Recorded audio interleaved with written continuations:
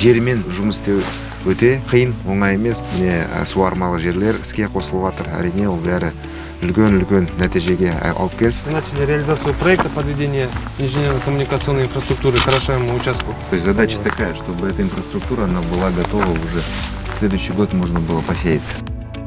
Несколько дождей у нас было. Потерь нету. Сколько гектар здесь у вас льна?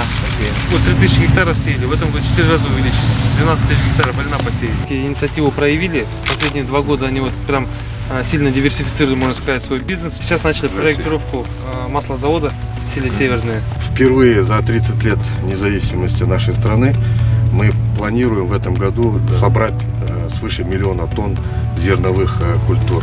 Гречиха на 50% увеличилась. В этом году это 50 тысяч гектаров. Былтыр 303 миллиард теңге, бил жоспар бойынша 350 миллиард теңгеге дейін жетеді деп біз жоспарлап отырмыз.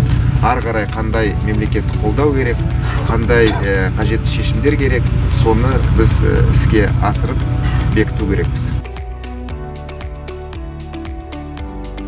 Самый вкусный картофель, который рассыпается. Здесь 4 хранилища по 2000 тонн.